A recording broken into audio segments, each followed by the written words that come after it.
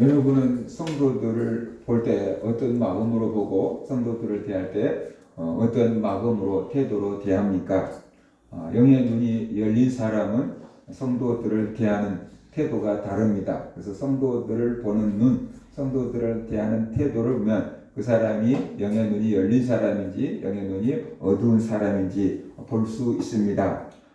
이 다윗이 사울에게 쫓겨다닐 때 있었던 일입니다. 갈멜 지역에 나발이라고 하는 부자가 있었습니다. 사무엘상 25장 2절을 보면은 나발이 얼마나 부유했는지 이렇게 말합니다. 그의 생업이 갈멜에 있고 시임이 부하여 양이 3,000마리요 명소가 1,000마리라 라고 했습니다. 많은 양떼와 많은 염소떼를 가지고 있는 부자였습니다. 어느 날 그가 양털 깎는 날이 되었습니다. 양털 깎는다는 것은 농사로 말한다면 추수 때가 되었다라는 뜻이에요. 그러니까 그날은 많은 일을 해야 되고 많은 사람들이 또 동원되고 그러니까 양도 잡고 굉장히 많은 이렇게 음식들을 준비하는 그런 날이었습니다. 다윗이 그 소식을 듣고 신하들을 보냅니다. 나발에게 가서 내 이름으로 인사를 여쭈어라.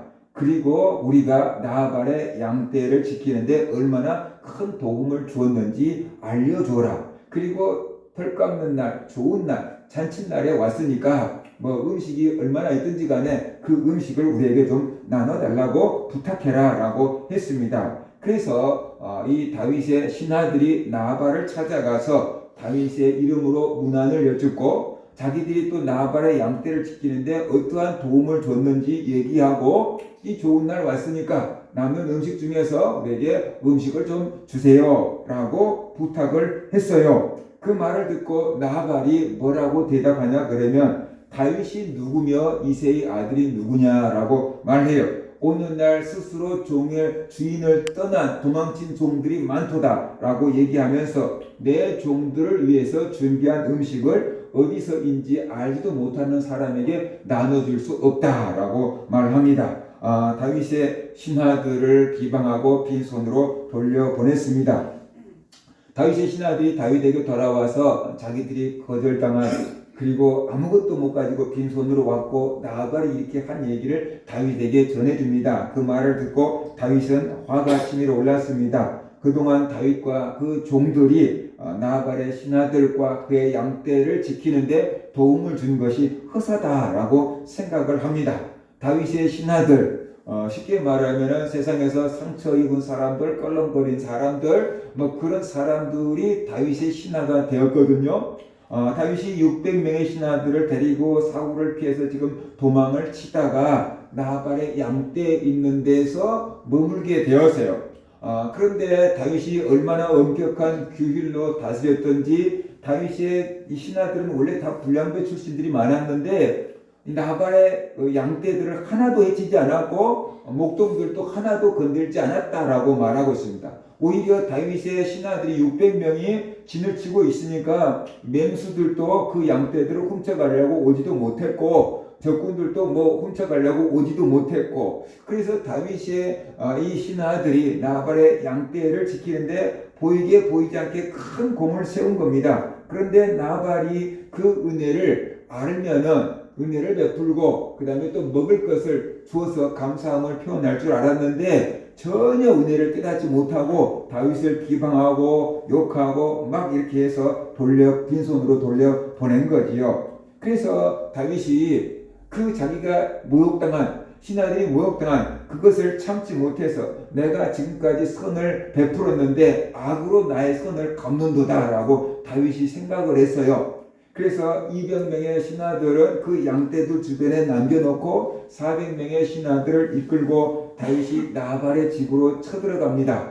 내일 아침까지 나발의 집에 있는 남자들이 한 명이라도 목숨을 유지하면 하나님께서 내게 벌을 주실 거다라고 맹세해요. 그 소리가 뭐냐면 내일 아침까지 나발의 집에 있는 모든 남자는 한 명도 남기지 않고 다 죽이고 말겠다라고 다윗이 지금 이렇게 분기가 촉찬해갖고 말하고 있습니다.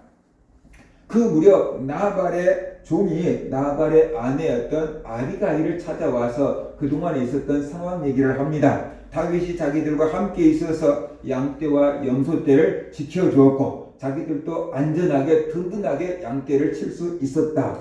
다윗이 양털 깎는다는 소식을 듣고 신하들을 보내서 주인에게 음식을 좀 달라고 했는데 주인이 거친 말로 그들을 비방하고 빈손으로 돌려보냈다. 그래서 다윗이 400명의 군사들을 이끌고 주인을 죽이려고 지금 쳐들어오고 있다라고 말합니다. 지금 주인이 절체절명의 위기에 빠져 있는데 주인은 지금 술에 취해갖고 뭔 짓인지 뭔 일이 벌어지고 있는지 알지도 못하고 나발은 불량한 사람이라 내가 나발에게 말할 수 없고 이 안주인인 아비가일에게 보고합니다 라고 이렇게 보고를 했어요. 그 말을 듣고 아비가일은 큰일 났다고 생각했어요. 이제 자기 집이 멸망하게 됐잖아요. 그래서 종들을 불러가지고 집에 있는 음식들을 전부 다 싸라. 나귀에 싣고 가서 다윗을 만나서 그 음식을 다윗에게 제공하라 라고 말합니다. 나도 나귀를 타고 너희들을 따라가마. 그래서 신하들을 먼저 음식을 싣고 다윗을 맞이하러 보냅니다. 그가 나귀를 타고 가다가 다윗을 만났어요. 자기 집을 멸하라고 400명의 군인들이 칼 차고 말 타고 팍 찾아오는 이게 다윗의 군사들을 만났습니다. 아비가일이 나귀에서 내려서 다윗에게 엎드려 절합니다. 그리고 뭐라고 얘기하냐면 다윗이 신하들을 보냈을 때 자기는 그 사실을 알지 못했다라고 말해요. 만약에 다윗이 신하들이 온 것을 자기가 알았다 그러면 빈손으로 돌려보내지 않고 분명히 많은 음식을 쌓아 보냈을 텐데 자기는 다윗의 신하들이 온 것을 알지 못했다라고 말합니다. 그리고 자기 남편은 이름 그대로 미련한 사람이기 때문에 그런 사람을 상대하지 말라고 얘기를 합니다. 나발이 행한 것을 저 바보라서 그래 그 이해하고 용서해 달라고 말합니다. 그리고 자기가 지금 이제 많은 음식을 나귀에게 싣고 왔으니까 다윗과 함께한 신하들에게 이 음식을 나눠주라고 말합니다. 거기까지는 보통 사람이 할 수 있는 일이에요. 목숨을 구하기 위해서 그냥 보통 사람들이 할 수 있는 일이에요. 그런데 그 다음부터 아비가일이 한 얘기는 보통 사람이 할 수 없는 얘기를 합니다. 뭐라고 얘기하냐면 지금 다윗은 여호와의 싸움을 싸우고 있다라고 말하고 있어요. 사울에게 지금 쫓겨다니고 있는 상황이잖아요. 사울이 시기 질투심 때문에 다윗이 앞으로 이스라엘의 왕이 될 것을 알고 사울이 다윗을 죽이려고 지금 추격하고 있고 다윗은 지금 도망다니고 있는 신세잖아요. 그런데 이 아비가일이 다윗에게 다윗은 지금 여호와의 싸움을 싸우고 있다라고 말하고 있어요. 잘못을 저지른 게 아니라는 거죠. 아무리 원수가 다윗을 해치려고 해도 다윗은 하나님의 생명싸개에 싸져 있다. 그래서 안전할 거다라고 얘기해요. 다윗은 언제 사울에게 잡혀서 죽일지도 모르는 그 상황인데 하나님께서 다윗을 생명싸개에 딱 싸놨기 때문에 다윗의 생명은 안전하다. 그리고 하나님께서 다윗의 원수의 생명은 물매로 던져버리듯이 던져버릴 것이다 라고 말하고 있어요. 다윗을 대적하는 사람은 다 망할 거다 라고 지금 말하고 있어요. 앞으로 다윗이 이스라엘의 지도자가 되고 이스라엘의 왕이 될 거다라고 말합니다. 그런데 지금 화가 나서 나발을 죽인다면 앞으로 다윗이 이스라엘 왕으로 추대될 때 백성들의 입에서 다윗이 나발을 복수심 때문에 죽였다. 이런 소문이 되면 왕이 되는데 걸림돌이 되지 않겠습니까? 그리고 당신도 왕 위에 취임할 때 그때 내가 좀 참을 걸 그때 화를 못 참고 나발을 죽여버렸어. 그러면서 양심의 가책을 받지 않겠습니까? 그런 일이 없게 하려 그러면 저 바보 같은 나발을 용서해 주셔야 됩니다. 그래서 앞으로 다윗이 이스라엘의 왕이 될 때 거침돌이 없게 하는 게 낫습니다. 라고 이 아비가일이 다윗에게 말했어요. 다윗이 그 아비가일의 말을 딱 듣고 보니까 어떻게 돼요? 진짜 그럴싸하잖아요. 저거 하나 죽였다가 앞으로 왕이 되는 것이 지정되면 어떻게 돼요? 그렇죠? 우리나라 막 정치인들의 막 일선에 나섰다가 자녀들 때문에 막 아무튼 막 옛날에 저질른 어떤 것 때문에 낙마한 사람들도 있잖아요. 그럴 줄 알았으면 왜 그랬겠어요? 그럴 줄 모르니까 그런 날이 올 줄 몰랐으니까 그런 거잖아요. 근데 아비가일을 딱 알고 있는 거예요. 당신은 분명히 이스라엘 왕이 됩니다. 왜? 하나님이 당신을 왕으로 기운 부어놨으니까. 그래서 왕이 될 때 뭔가 헛소리들 나오지 않게끔 오늘 한번 참으면 됩니다. 용서해주면 됩니다. 라고 말했거든요. 그래서 다윗이 이렇게 말해요. 다윗이 아비가일에게 이르되 오늘 너를 보내어 나를 영접하게 하신 이스라엘 하나님 여호와를 찬송할지로다. 또 내 지혜를 칭찬할지며 또 내게 복이 있을지로다. 오늘 내가 피를 흘릴 것과 친히 복수하는 것을 네가 막았느니라. 나를 막아 너를 해하지 않게 하신 이스라엘 하나님 여호와의 살아계심을 두고 맹세하노니 네가 급히 와서 나를 영접하지 아니하였다면 밝은 아침에는 과연 나발에게 한 남자도 남겨두지 아니하였으리라 하니라. 다윗이 그가 가져온 것을 그의 손에서 받고 그에게 이르되 네 집으로 평안히 올라가라. 내가 네 말을 듣고 네 청을 허락하노라. 다윗이 이렇게 말하고 있어요. 다윗은 아비가일의 말을 듣고 아비가일의 청을 허락했습니다. 나발을 죽이려고 했던 발걸음을 돌려서 본거지로 돌아갔습니다. 다음 날 나발이 술이 깨었습니다. 그때까지 아비가일은 술 취한 사람 됐고 무슨 말을 하겠습니까? 그러니까 아무 말 다 하지 않고 밤을 샌 거예요. 다음 날 아비가일이 이제 술 깬 남편 나발에게 어제 있었던 얘기를 다 들려줍니다. 당신 어제 죽을 뻔한 거 알아요? 그러면서 이제 그 얘기를 다 전해준 거예요. 그 얘기를 듣고 나발이 낙담하여서 몸이 돌과 같이 굳어졌다라고 말하고 있어요. 그만큼 놀란 거예요. 술이 취해갖고 막 큰소리 뻥뻥 쳤는데 어제 죽을 뻔했구나 라고 하고 놀란 거예요. 그런데 그 다음에 문제예요. 열흘 후에 하나님이 나발을 치셨다라고 말합니다. 열흘 후에 하나님께서 나발을 쳤어요. 그래서 열흘 후에 나발이 죽었어요. 나발이 죽었다는 소식을 듣고 다윗이 자기가 피 흘리지 않게 하신 하나님을 찬양합니다. 아하, 어차피 나발은 죽을 사람이었구나. 가만히 놔둬도 열흘 뒤에 죽었구나. 그런데 내가 그때 화를 참지 못하고 나발을 죽였다면 나는 사소한 일로 복수했다고, 사소한 일로 사람을 죽였다는 그런 안 좋은 소리를 들을 수밖에 없는데 그때 한번 참았더니 잘 참았다. 하나님께서 내 원수를 대신 갚아줬구나 라고 이렇게 생각을 합니다. 그래서 아비가일을 통해서 자기가 보복하지 않게끔 막으신 하나님을 찬양하고 감사한 것이지요. 우리가 때로는 나쁜 계획을 세우고 순간 욱해서 나쁜 짓을 다윗처럼 하려고 할 수도 있어요. 근데 하나님께서 우리를 막으실 때가 있어요. 하나님께서 그 사람을 만나지 못하게 하거나 그 길이 어그러지게 만들거나 그래서 하나님께서 막으실 때가 있다라는 것이에요. 그런 은혜가 있을 때 우리가 평범하게 살아갈 수 있고 착하게 살아갈 수가 있는 거예요. 그래서 우연인 것 같은데 하나님은 딱 이렇게 비껴가게 해가지고 악에서 우리를 구원해 주실 때가 있어요. 그런데 반대로 안 그런 사람들도 있어요. 악한 일을 이루는데 시계 톱니바퀴 맞추듯이 탁탁탁탁 시간과 사건과 막 다 연결돼가지고 막 악을 이루어버리는 경우도 있어요. 우연인 것 같은데 그게 철저하게 탁탁탁탁 아우가 맞아가지고 악을 이루고 사건을 저지르게 하는 경우도 있어요.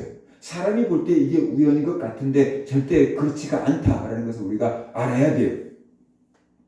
그래서 우리의 삶을 우리가 지키는 게 아니고 하나님이 지켜주시고 보호해 주셔야 한다. 다윗 같은 믿음의 사람도 나발을 죽이려고 하는 그 범인 것 같은 생각을 하잖아요. 우리 예수 믿는 사람들도 가끔씩 욱하면 그런 나쁜 생각을 할 수 있고 그런 마음을 품을 수 있어요. 근데 그때마다 하나님께서 사람을 통해서 환경을 통해서 아무튼 여건을 통해서 우리가 죄짓지 않도록 우리를 지켜주시고 보호해 주셔야 된다라는 거죠. 그래서 우리를 시험에 들게 하지 마옵시고 그런 기도를 하라고 한 거죠. 시험 들 일이 많거든요. 우리를 시험 들지 말게 하옵시고 만약에 또 시험이 들었다면 악에서 건져 주옵소서라고 하는 기도를 하라고 가르쳐 주신 거잖아요. 악한 일이 우리 가운데 안 좋은 일이 일어날 때도 보면 타이밍이 탁탁탁탁 맞으니까 그 안 좋은 일이 일어나는 거예요. 어쩌면 그렇게 악한 일을 하는데 그 타이밍이 철저하게 잘 맞아 돌아가는가를 보고 깜짝 놀랄 수도 있어요. 반대로 우리가 그 악한 일에서부터 하나님께서 우리를 지켜주시는 그 타이밍이 있는데 조금만 지켜줘도 타이밍이 지켜져요. 그런데 그것은 우리가 깨닫지 못하고 살아가요. 왜냐하면 일이 안 벌어졌잖아요. 나쁜 일이 안 벌어졌잖아요. 그러니까 하나님이 지켜주고 보호해줬다는 거가 모르고 살아간다라는 거예요. 그래서 악한 일을 이룰 때도 이렇게 타이밍에 탁탁탁 맞아서 악한 일이 이루어지는구나. 좋은 일이 일어날 때도 이렇게 타이밍에 탁탁탁 맞아야지 좋은 일이 일어나는구나. 하나님이 지켜주셔야지 그 악한 일을 이루는 그 타이밍에 딱 피해서 우리가 안전하게 살아갈 수가 있구나. 그래서 우리가 깨달아야 한다는 것. 이게 보이지 않는 가운데 일어나는 일들입니다. 나발이 죽었어요. 아비가일이 홀로 됐잖아요. 그 소식을 듣고 다윗이 아비가일을 아내로 맞이해야 되겠다라고 생각이 됩니다. 그래서 신하들을 보내서 아비가일에게 청혼을 해요. 다윗의 신하들이 와가지고 아비가일에게 이제 당신 남편은 죽었고 당신이 혼자 됐다는 소식을 듣고 다윗이 청혼을 했습니다. 당신을 아내로 모셔오라고 했습니다. 하고 다윗의 신하들이 가서 얘기해요. 그러자 아비가일이 나는 주의 종의 종들의 발을 씻길 자임에 불과합니다. 그럼 자기는 다윗의 신하들의 발을 씻기고 섬길 종에 불과하다. 그런데 나를 아내로 삼아주시니 얼마나 감사하냐. 그리고 이 아비가일이 자기 여종들을 데리고 다윗에게 시집 와서 다윗의 아내가 되었습니다. 그것이 사무엘상 25장의 줄거리다라고 볼 수 있어요. 본문을 읽으려면 너무 길기 때문에 좀 줄여서 읽었는데도 우리가 많은 본문을 읽었죠. 사무엘상 25장에 보면은 이런 본문이 기록이 되어 있어요. 자, 그러면은 사무엘상 25장 본문에서 주인공은 누구일까요? 자, 제가 지금까지 사무엘상 25장에 있는 이야기를 했어요. 여기에 등장인물이 있어요. 여호나 목사님이 지금까지 사무엘상 25장 얘기를 했거든. 얘기를 했어. 그 중에 등장하는 인물이 있어. 3명의 이름을 얘기했어. 한 명이라도 기억이 나면 얘기를 해봐. 목사님이 지금까지 20분간 사무엘상 25장에 있는 사람들을 얘기를 했어. 3사람을 얘기했거든. 그 중에 한 명이라도 누군지 이름이 생각나면 얘기를 해봐. 다윗. 누가 다윗이라고 그랬냐? 다윗이요. 자, 그럼 이제 누구한테 물어볼까? 아연아, 다윗 말고 두 사람이 나와 있어. 누구 두 사람 중에 한 사람만 이름 얘기해봐. 아비가일. 그렇게 어려운 이름을 아비가일이라고 얘기를 해서. 그 다음에 소영아, 한 사람 남았네. 누구?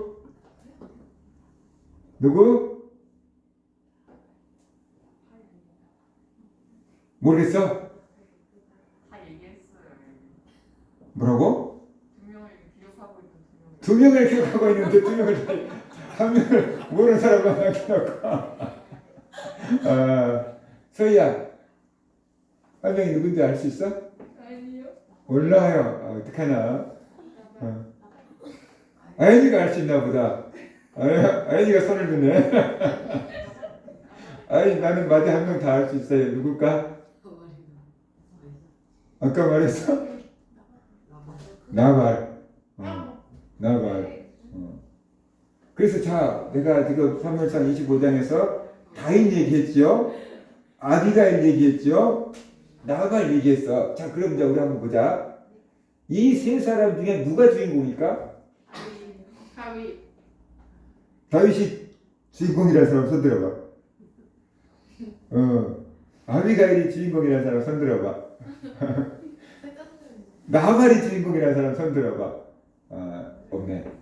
그래, 우리가 이 본문 얘기를 쫙 들으면은 분명히 다윗이 주인공일 거다, 아비가일이 주인공일 거다라고 사람들이 아마 생각할 수 있어요. 왜냐 그러면 다윗은 워낙 유명한 사람이고, 그 다음에 오늘 본문 얘기 보니까 아비가일이 주도적인 역할을 다 하잖아요. 그러니까 아비가일이 주인공일 거다라고 생각을 하는 거죠. 우리가 책을 읽으면 누가 주인공인지 알아야 돼요.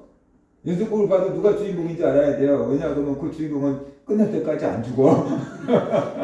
그 주인공이 죽으면 그냥 연속극이 끝나는 거야. 그러니까 영화를 보든지 연속극을 보든지 누가 주인공인지 알고 보면 돼. 스토리가 그 사람 중심으로 흘러가잖아요.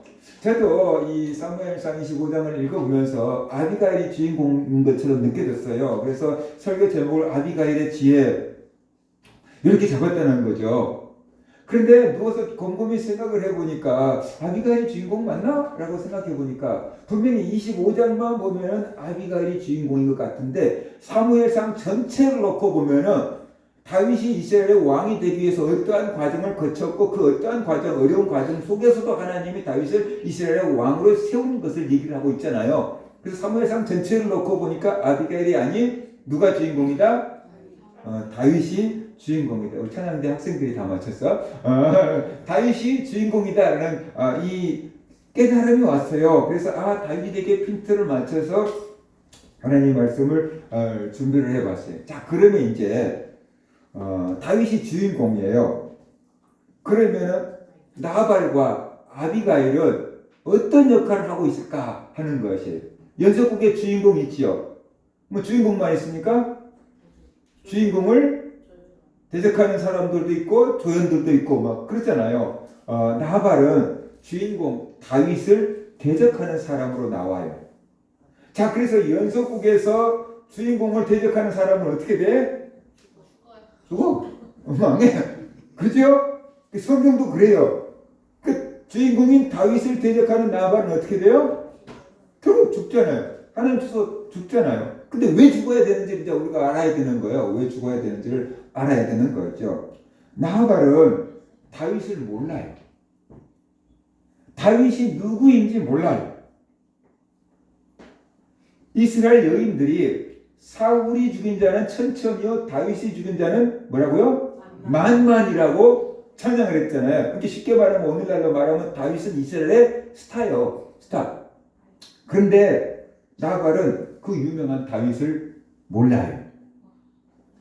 다윗이 자기 양떼와 염소떼와 종들을 지켜준 은혜를 몰라요. 다윗이 하나님의 기름 부음을 받은 하나님의 종이라는 것을 몰라요. 다윗이 장차 이스라엘의 왕이 될 사람이라는 것을 몰라요. 더군다나 다윗이 예수 그리스도의 조상이 될 거라는 건 몰라요. 그래서 다윗을 모르니까 다윗을 푸대접하고 다윗을 대적한 거예요. 하나님의 기름 부음 받은 종이고 이스라엘의 왕이 될 사람이라는 것을 알았다면 다윗을 이렇게 푸대접했을까요? 절대로 이렇게 푸대접 못했을 거예요. 앞으로 이 사람이 이스라엘의 왕이 될 거라는 것을 알았다고 한다면 지금 잘 보여놔야 되잖아요. 그죠? 소떼를 잡든 양떼를 잡든 잘 보여놔야 될 거 아니에요. 근데 이스라엘 왕이 될 걸 몰라요. 그러니까 떡 하나도 줄 수 없다는 거예요. 그래서 푸대접을 하고 다윗을 비방하고 다윗을 험담하고 다윗을 빈손으로 돌려보낸 것입니다. 자, 왜 그러면 다윗을 몰랐을까요? 왜 나발은 이스라엘 땅에 있으면서 다윗을 몰랐을까요? 알았어요. 다윗이 누구며 이새의 아들이 누구냐 그러잖아요. 다윗이 이새의 아들이라는 것까지 알아요. 그런데 다윗을 좋게 대접하지 못하잖아요. 다윗을 대하는 태도가 불량하잖아요. 왜 그랬을까라는 거예요. 나발은 부자였지만 그 아내 말대로 미련했다라는 거죠. 미련했다. 그 다음에 종이 말하기를 주인은 불량자라 그러잖아요. 성격도 괴팍했던 거예요. 불량. 감히 주인에게 뭐라고 조언을 할 수가 없는, 주인에게 조언을 가면 네 같은 놈이 막 이렇게 되니까 조언을 해줄 수가 없다는 거죠. 불량자였다. 나발은 욕심이 많았어요. 떡 하나도 나눠줄 수 없는 인심. 욕심이 아주 부자인데도 그냥 1,000원짜리 하나 갖고 쩔쩔쩔쩔 내는 그런 부자였다는 거죠. 그리고 나발은 술에 취해 있었어요. 그렇기 때문에 다윗을 몰라보고 다윗을 대적합니다. 쉽게 말하면 나발은 영적인 눈이 어두운 사람이에요. 영적인 눈을 뜨지 못하고 영적인 눈이 어두운 사람. 그래서 하나님의 사람 다윗을 몰라봤습니다. 다윗을 대적했고 결국 그것 때문에 죽게 됩니다. 나발은 다윗을 몰랐습니다. 다윗을 대적했습니다. 다윗의 손에 죽을 뻔했습니다. 그런데 아비가일 때문에 부인 때문에 화를 내냈잖아요. 그런데 하나님이 용서 안 했어요. 그래서 하나님이 나발을 쳤고 열흘 만에 죽고 말았다. 자, 이제 왜 하나님은 나발을 쳤을까요? 다윗은 나발을 용서했어요. 근데 왜 하나님은 나발을 용서했지 않았을까요? 왜 하나님은 나발을 쳐서 죽였을까요? 나발이 잘못한 게 뭐가 있을까요?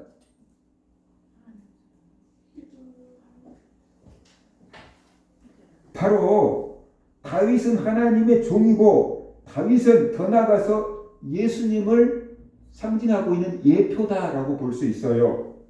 그런데 나발이 하나님의 종을 몰라보고 예수 그리스도의 예표를 몰라보고 비방하고 푸대접한 거예요. 그래서 하나님의 종을 몰라봤다는 것은 하나님을 몰라본다는 거잖아요. 하나님의 종을 비방하고 무시했다는 것은 하나님을 비방하고 하나님을 무시한 거잖아요. 그러니까 하나님이 가만히 내버려둘 수가 없었던 거예요. 그래서 쳐서 열흘 만에 죽고 마른 것입니다. 자, 이것 오늘날 얘기로 하면 이렇게 됩니다. 예수님을 몰라보고 예수님을 믿지 않을 뿐만 아니라 예수님을 대적한 사람들은 결국 나발처럼 망한다는 거예요. 지금 당장 망한 건 아니지만 진짜 망한다는 거예요. 예수님을 대적하는 것은 하나님을 대적하는 거거든요. 그러니까 예수님을 대적하는 사람들은 결국 망한다. 그 얘기를 지금 하고 있는 거예요. 우리나라 사형수들이 몇십 명 있다 그러잖아요. 분명히 대법원까지 가서 사형 언도를 받았어요. 그런데 사형 집행을 안 하니까 지금까지 계속 살고 있어요. 몇 년 산 사람도 있고 몇십 년을 산 사람도 있어요. 안 죽고. 그럼 그 사람들은 지금 죽지 않고 살아있는데 산 목숨입니까? 죽은 목숨입니까? 언제든지 사형 언도만 내려지면 어떻게 돼요? 법무부 장관이 대통령이 사형 집행 명령만 떨어지면 이 사람들은 그냥 죽는 거잖아요.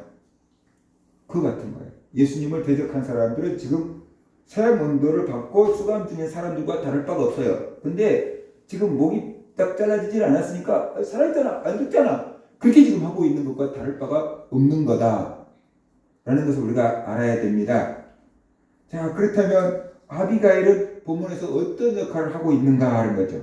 아비가일은 현숙한 여인입니다. 아비가일은 다윗이 누구인지 알았어요. 아비가일은 다윗이 하나님께 기름 부음 받은 종이라는 것을 알았고요. 다윗이 여호와의 싸움을 싸우고 있다는 것을 알았고요. 지금 사울의 질투심 때문에 다윗이 쫓기고 있는, 피난 당하고 있는 그런 신세이지만 다윗이 여호와의 싸움을 싸우고 있다는 것을 알았습니다. 지금 다윗이 풍전등화 같은 위기에 있지만 다윗은 절대로 죽임당하지 않는다는 것을 알았어요. 하나님께서 다윗을 지키고 보호해 주신다는 것을 믿었습니다. 그리고 다윗은 이 하나님의 생명상에 싸져있고 반대로 다윗의 원수는 물맷돌을 던진 것처럼 하나님께서 던져버릴 거라고 했잖아요. 그러니까 사울도 죽을 거라는 것이고 다윗을 대적한 자기 남편도 죽을 거라고 얘기하고 있는 거예요. 다윗의 대적은 물맷돌을 던진 것처럼 여호와께서 던져버릴 거라고 했잖아요. 그래서 그 1차적인 대상이 자기 남편 나발이 됐던 것이고 그 다음에 나중에 사울이 된 것이죠. 사울이 죽임당하잖아요. 그리고 결국 다윗은 이스라엘의 왕이 될 것을 알았어요. 왜냐하면 하나님이 다윗을 이스라엘의 왕으로 택하셨기 때문에. 그렇기 때문에 다윗은 이 고난을 이겨내고 이스라엘의 왕이 될 것을 믿었어요. 장차 다윗이 이스라엘의 왕이 돼요. 지금은 쫓겨다니는 신세, 도망자 신세예요. 그런데 장차 그가 이스라엘의 왕이 될 거래요. 그러니까 아비가일은 다윗을 잘 대접했을까요? 푸대접했을까요? 잘 대접한 거예요. 만약에 지금 여러분 교실에서 같이 공부하고 있는 친구 중에 하나가 나중에 우리나라에서 유명한 아이돌이 될 거다 라는 것을 여러분이 안다 그러면 지금부터 친하게 지내려고 할까요? 걔를 왕따 시킬까요? 절친을 하려고. 그죠? 유명한 연예인이 고등학교 졸업한 앨범이 있는데 그 앨범 100만 원에 산다 그러는데 고등학교 졸업하면 앨범에 그 학생들 사진이 이렇게 나오잖아요. 그죠? 그러면 그 고등학교 나온 학생은 다 그 앨범 가지고 있는 거잖아요. 그런데 그 수백 명의 학생들 가운데 스타 한 명 있는 거죠. 그 앨범을 100만 원에 사겠다고 한다는 거예요. 갖고 있으려고. 장차 이 사람이 아이돌이 될 거라고 안다고 한다면 오늘 지금부터 친하게 지내자. 사인 받아 놓자. 뭐 그럴 거 아니에요. 모르니까 푸대접한 거죠. 아비가일은 다윗을 알아볼 수 있는 눈이 있었어요. 그래서 다윗을 극진히 대접했어요. 다윗 앞에 무릎을 꿇었고요. 많은 음식들을 가지고 와서 다윗과 함께한 사람들에게 나눠주라고 했어요. 그리고 나발의 잘못을 용서해주고 자기 집안 식구들을 살려달라고 구했습니다. 아비가일은 어떻게 되었습니까? 다윗이 아비가일의 요청을 들어주지요. 아비가일의 기도를 들어준 겁니다. 나아발을 죽이려고 했던 발걸음을 돌렸습니다. 아비가일 때문에 나발의 집은 수많은 사람들이 목숨을 잃게 되었습니다. 열흘 후에 나발이 죽자 다윗은 아비가일을 자기 아내로 이제 맞아들이죠. 왜 다윗이 쫓겨다니는 신세인데 아비가일을 아내로 맞이했을까요? 지금 쫓겨다니는 신세인데 결혼할 상황은 아닌 것 같아요. 근데 쫓겨다니는 신세에 아비가일을 아내로 맞이하고 결혼을 해요. 왜 아비가일을 아내로 맞이했을까요? 다윗이 아비가일의 지혜에 감탄한 거예요. 저렇게 지혜로운 여인이 내 옆에 있으면은 좋겠다라고 생각한 거예요. 다윗의 신하들은 좀 껄렁껄렁한 사람들이었거든요. 힘께나 쓰는 사람들이었지만 많이 공부를 하지 않은 좀 껄렁껄렁한 사람들이 많이 지금 신하들이었어요. 쫓겨다닐 때는. 그런데 저렇게 지혜로운 여인이 없다는 거예요. 다윗의 신하 가운데 저렇게 지혜로운 사람이 없어요. 무조건 그냥 막 나가서 막 싸워볼게요. 막 이런 사람들만 있는 거예요. 힘센 사람들만 있는 거예요. 근데 이 아비가일이 얼마나 지혜로워요. 싸우지 않고 문제 해결하게 하잖아요. 그냥 저렇게 지혜로운 여인을 내 옆에 둬야 되겠다. 누가 현숙한 여인을 찾아 얻겠느냐? 그건 진주보다 귀하다 그랬잖아요. 그래서 다윗이 그 현숙한 여인을 자기 아내로 삼아서 자기 곁에 둔 거예요. 그 다음에 또 하나, 이 아비가일이 다윗이 이스라엘 왕이 될 걸 알아본다는 거예요. 다윗이 누구인지 알아봐줘요. 다윗을 인정해주고 다윗을 알아줘요. 그러니까 그 사람이 마음에 들겠어요? 안 들겠어요? 누구든지 여러분을 인정해주고 여러분을 알아주면은 그 사람에게 마음이 열릴 거예요. 그죠? 이 아비가일이 다윗을 알아주고 다윗을 인정해주잖아요. 여호와의 싸움을 싸운다고 딱 알아주잖아요. 그러니까 다윗이 속으로 내 마음을 알아줄 사람이 하나도 없어 이 생각은 거거든요. 다윗은 사울에게 나쁜 짓을 하나도 한 게 없는 거예요. 그런데 사울이 자기를 죽이려고 하고 다니잖아요. 그러니까 내 마음을 알아줄 사람이 하나도 없어 그런 마음을 품었을 텐데 아비가일이 자기 마음을 딱 알아주는 거예요. 다윗 당신은 여호와의 싸움을 싸우고 있습니다. 딱 그러잖아요. 하나님이 일을 하고 있습니다. 그 다윗이 얼마나 힘을 얻었고 용기를 얻었겠어요. 저 여인이 옆에 있으면 내가 힘을 얻고 용기를 얻고 마음이 편안해진다는 생각이 드는 거죠. 그래서 이 여인을 옆에 둬야 되겠다라고 생각해서 아내로 맞이한 것입니다.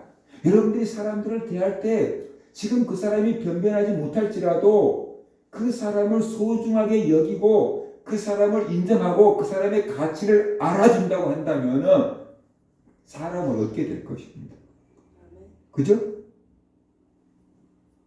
아비가일은 영적인 눈이 떠진 사람이에요. 그래서 하나님의 사람 다윗을 알아봤어요. 다윗을 극진하게 영접합니다. 그래서 가족을 구원하고 다윗의 아내가 되었습니다. 이것이 무엇을 말해줍니까? 아비가일처럼 예수님에 대한 사람을 알아보고 예수님을 알아본 사람은 구원 얻는다는 것입니다. 예수님을 극진하게 섬기는 사람은 은혜를 받는다는 것입니다. 예수님을 알고 인정해 주는 사람은 예수님의 신부가 된다는 것입니다. 본문을 통해서 우리는 그런 사실을, 그런 복음을 찾아낼 수가 있다는 것입니다. 그리스도라는 말이 무엇입니까? 그리스도라는 말, 우리가 예수 그리스도라고 하잖아요. 예수는 이름이고 그리스도는 그 직책 같은 건데 그리스도라는 뜻은 뭐냐 그러면 기름 부음을 받은 자라는 뜻이에요. 하나님께 기름 부음을 받은 자. 오늘날은 안수로 대신하지만 구약 성경에서는 진짜 기름을 갖다가 올리브유를 부었어요. 머리에다가. 향기가 팍 나겠죠. 그러니까 그리스도란 말은 기름 부음을 받은 자라는 뜻인데 구약 성경에 하나님께 택함 받고 기름 부음을 받은 직책이 세 개가 있었는데 왕이요 제사장이요 선지자였어요. 다윗은 왕으로 기름을 부음을 받았잖아요. 예수님은 왕이요 제사장이요 선지자 역할을 다 해요. 그래서 다윗이 기름 부음을 받았기 때문에 다윗은 예수 그리스도의 조상입니다. 이런 의미에서 다윗은 예수님을 상징한다라고 볼 수 있어요. 아브라함과 다윗의 후손 예수 그리스도의 세계라고 그러잖아요. 그래서 다윗은 예수 그리스도를 예표하는 거였어요. 그래서 다윗을 대하는 태도는 곧 예수님을 대하는 태도와 같은 거다. 다윗을 대적하면 죽고 다윗을 영접하면 계속 영접한다는 얘기가 나오는데 다윗을 영접하면 구원을 받아요. 예수님을 대적하면 멸망당하고 예수님을 영접하면 구원을 받아요. 이게 지금 구약이지만 그 얘기를 하고 있다. 기름 부음 받은 자를 어떻게 대하느냐에 따라서 그 사람이 망하기도 하고 구원을 받기도 한다라는 것이. 왜냐하면 하나님이 그 사람을 기름 부었기 때문에. 자, 예수님이 십자가에 못 박히실 때 있었던 일을 우리가 한번 생각을 해봅시다. 예수님이 십자가에 못 박힐 때 누가복음 23장을 보면은 두 명의 행악자가 예수님과 함께 십자가에 못 박혔다라고 말합니다. 마태복음과 마가복음을 보면은 강도다라고 얘기하고 있습니다. 행악자가 강도였다라는 것이에요. 예수님이 못 박힐 때 예수님이 가운데 못 박혔고 왼편에 강도 한 명, 우편에 강도 한 명이 못이 박힙니다. 그리고 같이 사형을 이제 당하는 거지요. 그런데 왼편에 못 박힌 강도가 예수님을 비방하면서 이렇게 말합니다. 네가 그리스도가 아니냐? 너와 우리를 구원하라. 그 소리는 이 사람은 십자가에 못 박혔으면서 예수님을 믿지 않아요. 네가 그리스도라고 다른 사람을 구원한다고 하더니 못 박혔고 니도 못 구원하잖아. 네가 진짜 그리스도라면 십자가에서 내려오고 우리도 좀 내려줘봐. 이렇게 지금 예수님을 비방하고 있고 조롱하고 있는 거예요. 이 사람은 예수님이 누군지 몰라요. 믿지 않아요. 근데 그 말을 듣고 우편에 있는 강도가 뭐라고 얘기를 하냐 그러면 네가 동일한 정죄를 받고도 하나님을 두려워하지 아니하느냐. 우리는 우리가 행한 일에 상당한 보응을 받는 것이니 이에 당연하거니와 이 사람이 행한 일은 옳지 않은 것이 없느니라. 그러면서 예수님을 바라보고 예수여 당신의 나라에 임하실 때 나를 기억하소서라고 말했어요. 그러니까 이 우편의 강도가 뭐라고 얘기하냐 그러면 좌편 강도를 해서 야 임마 정신 차려. 너하고 나하고는 살인죄를 저질러 가지고 지금 처형을 당하니까 우리가 마땅히 받을 벌을 받고 있는 거야. 그런데 저 예수님은 잘못한 게 하나도 없어. 이렇게 지금 좌편 강도를 꾸짖고 있는 거예요. 그러면서 예수님을 향해서 당신의 나라에 임하실 때 나를 기억하소서라고 말하고 있는 거예요. 자, 이 장면 우리가 잘 알고 있잖아요. 근데 이 장면을 보면은 우편에 있는 행악자, 우편에 있는 강도는 영의 눈이 열렸어요. 그래서 예수님이 누구인지를 알아보고 자기가 누구인지를 알아요. 이 사람이 자기가 마땅히 십자가형에 당할 수밖에 없는 죄를 저질렀다고 얘기하잖아요. 그래서 죄에 합당한 보응을 받는다라고 얘기하잖아요. 이게 나는 죄를 지었고 그 죄 때문에 지금 십자가형에 당한다는 거죠. 나는 죄인이라는 걸 인정하잖아요. 자기가 죄를 지었다는 걸 알잖아요. 그런데 예수님은 죄를 짓지 않았다는 것을 알잖아요. 예수님이 누구인지 알아요. 예수님이 하나님의 나라의 왕이라는 걸 알아요. 하나님의 나라의 주인이라는 걸 알아요. 무슨 말을 통해서 그 증거가 이렇게 얘기하잖아요. 당신의 나라에 임하실 때 나를 기억하소서 그러잖아요. 예수님을 향해서 당신의 나라에 임하실 때 그러잖아요. 예수님의 나라가 있다는 걸 알고 있잖아요. 예수님이 하나님의 나라의 주인이라는 것을 알고 있잖아요. 그러면 어떻게 이 사람은 예수님의 나라가 있고 예수님이 그 나라의 왕이라는 걸 알았을까요? 예수님이 복음을 들으면서 하나님의 나라에 대해서 선포했잖아요. 하나님의 나라에 대해서. 그러니까 십자가 우편 강도는 복음을 들은 거예요. 예수님을 하나님의 아들로 믿은 거예요. 그러니까 죽은 다음에 당신의 나라가 있다는 걸 나는 압니다. 당신의 나라에 임할 때 나를 기억하소서 그랬잖아요. 보세요. 이 우편 강도가 얼마나 영안이 열렸는지. 자기가 죄인이라는 걸 알잖아요. 영안이 열리면 자기를 볼 수 있다고 그랬잖아요. 자기 죄를 깨닫는다고 그랬잖아요. 그 다음에 영안이 열리니까 어떻게 돼요? 예수님이 누구인지 알아보잖아요. 예수님이 하나님의 아들이라는 걸 알아보잖아요. 예수님의 나라가 있다는 것을 알아보잖아요. 당신의 나라에 임할 때 나를 기억하소서 그러면서 자기 도움을, 구원을 요청하고 있잖아요. 우편 강도가 영안이 열렸어요. 죽음 직전에 십자가에 이미 못 박혀 있는 상태예요. 피를 질질 흘리고 있는 상태고 그 고통스러운 그 상태에서 영이 딱 열려버린 거예요. 어떤 사람들은 임종 직전에 영안이 열립니다. 예수를 믿는 사람이든 안 믿는 사람들은 임종 직전에 영안이 열린 사람들이 많습니다. 그래서 예수를 믿지 않던 저희 할아버지도 돌아가시기 직전에 막 자꾸만 사자가 와서 자기를 데려간다고 막 하셨어요. 근데 나는 그때 초등학교 4학년이었으니까 사자가 그 사자인지 몰랐어요. 라이온인 줄 알았어요.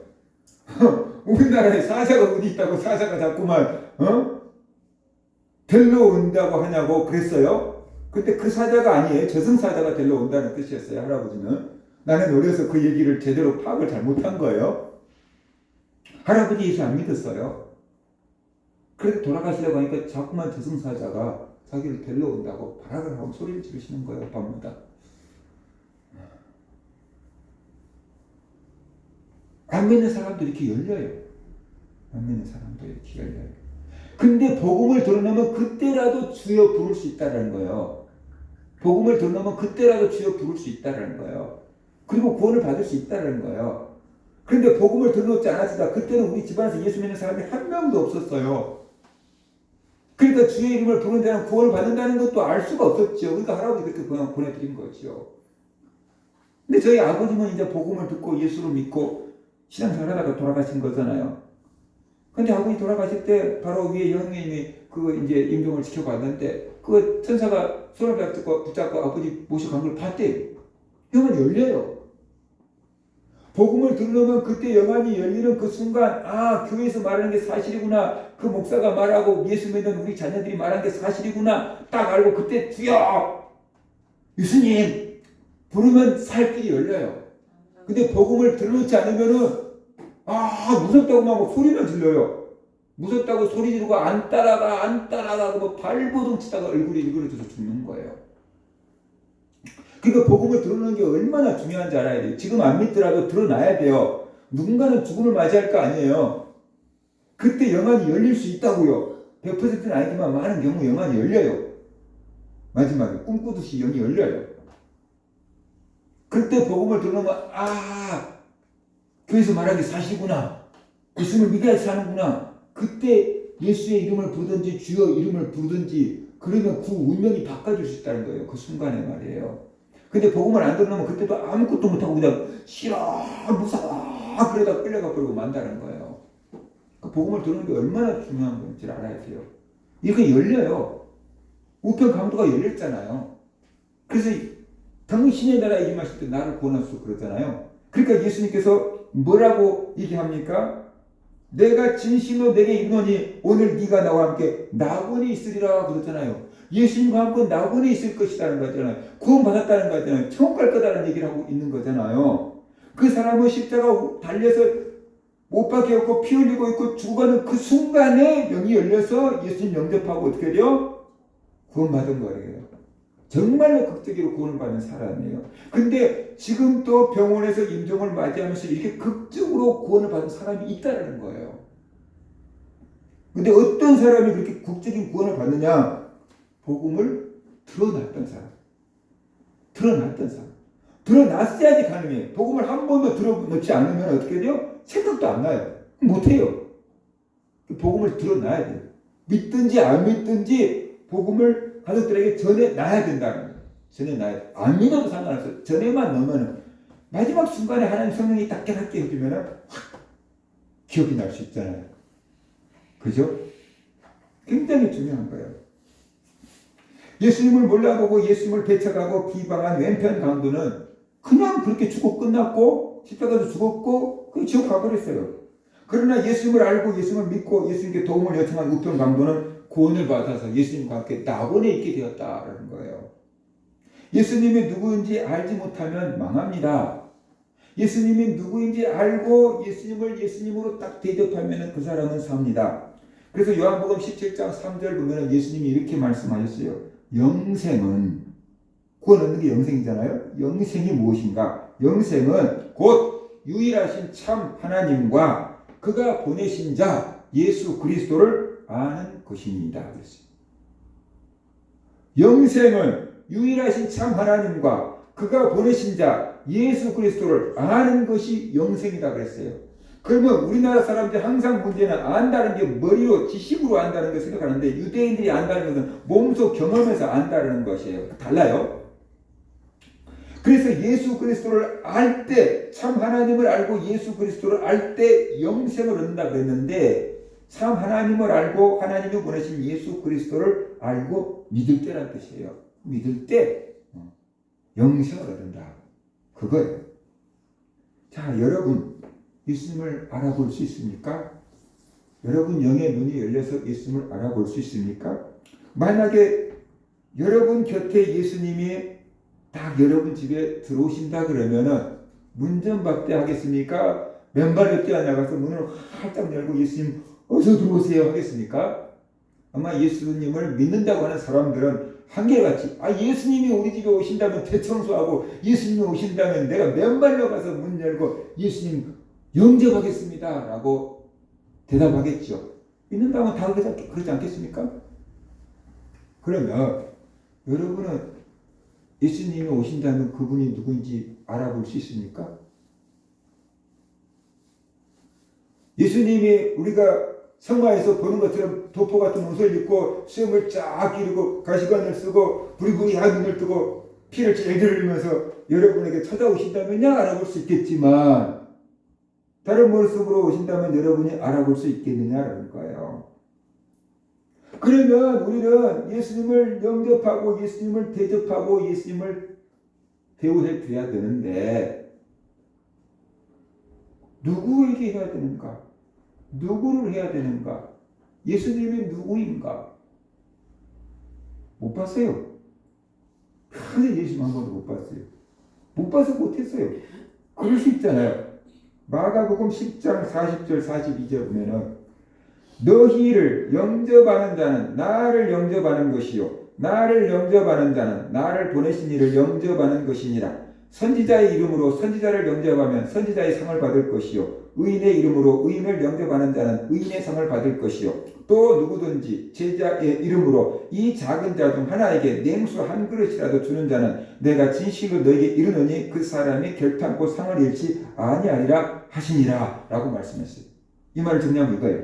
예수님의 제자들을 향해서 예수님의 제자들 너희를 영접하는 사람은 너희를 보낸 나 예수를 영접하는 사람이고 나 예수를 영접하는 사람은 나를 보내신 하나님을 영접하는 거다 라고 말씀하셨어요. 선지자 이름으로 선지자를 대접하면 선지자상을 받을 것이고 의인의 이름으로 의인을 대접하면 의인의 상을 받을 것이다 라고 말씀하셨어요. 그리고 아주 조그만 어린아이에게 저 어린아이가 예수를 믿는 예수님의 제자라는 것 때문에 냉수 한 컵을 대접한다면 절대로 그 상을 빼앗기지 않을 거다. 반드시 상을 주겠다라고 말씀하셨어요. 이 이야기를 정리하면 예수님을 믿는 사람들이 바로 우리 곁에 있는 예수님이라는 뜻이에요. 예수님은 성도들과 자기 자신을 동일시하셨어요. 예수 믿는 성도 한 명 한 명이 우리가 믿고 있는 그 예수님은 아니에요. 그런데 예수님은 자기를 믿고 따르는 성도들과 자기를 동일시해요. 한 몸처럼 여겨요. 그래서 예수 믿는 성도들을 대접해주면 예수님이 내가 대접을 받았다 생각을 하고 반대로 예수 믿는 성도들을 무시하고 핍박하면 너 왜 나를 핍박해? 이렇게 예수님이 생각하신다는 거예요.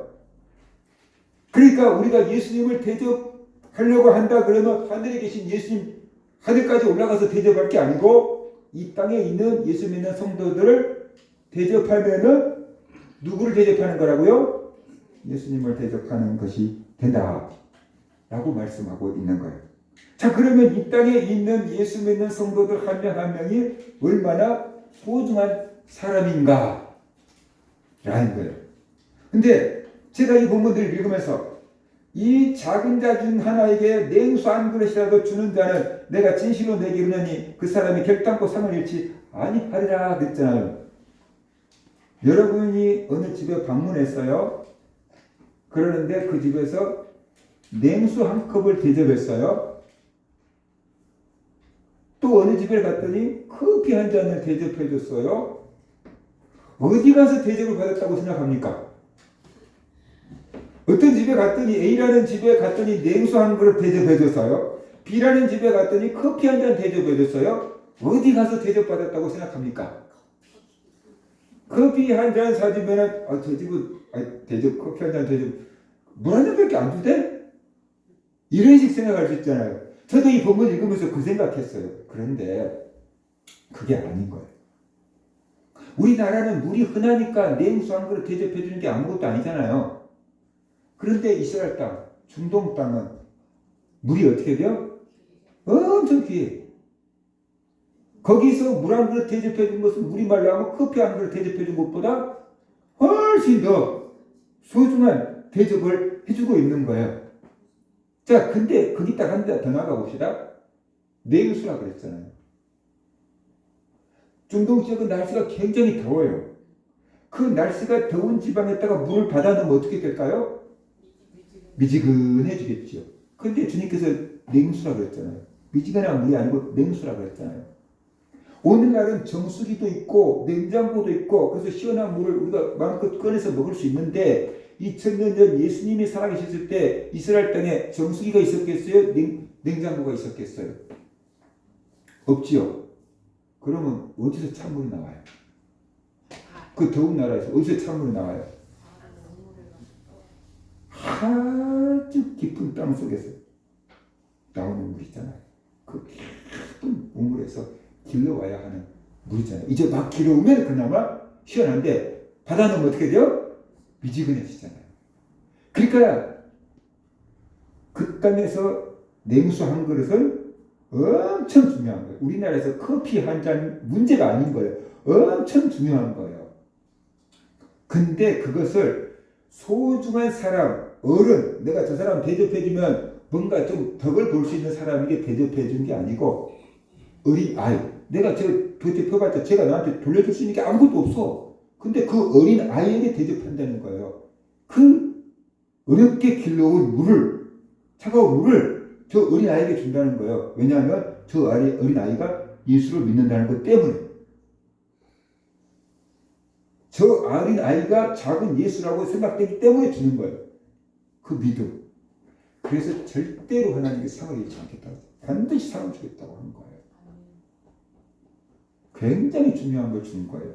근데 보상을 바라지 않고 주는 거예요. 왜냐하면 예수 믿는다는 것 때문에 주는 거예요.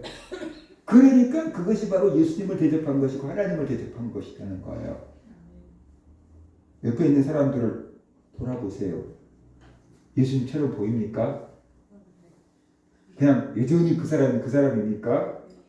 옆에 있는 사람이 예수님처럼 느껴지면 영안이 열린 거고 설교 듣고 봐도 그 사람이 그 사람이네. 아니 영적인 눈이 어두운 거예요. 그죠? 여러분의 영안이 열릴 수 있기를 바랍니다. 아멘. 하늘에 계신 예수님이 오시면 내가 잘 대접해 줄게요. 그 생각하지 말고 예수 믿는 성도들이 예수님과 하나다. 예수 믿는 성도들 한 명 한 명을 소중히 여기고 소중히 대하시기 바랍니다. 그것이 예수님을 소중히 여기고 예수님을 대접해 드린 것이고 그런 사람들이 응답을 받고 그런 사람들이 은혜를 받고 그런 사람들이 복을 받고 그런 사람들이 구원을 받습니다. 우리 모든 성도들 영안이 열려서 성도들을 바라보는 눈이 달라지시기를 주의 이름으로 축원합니다.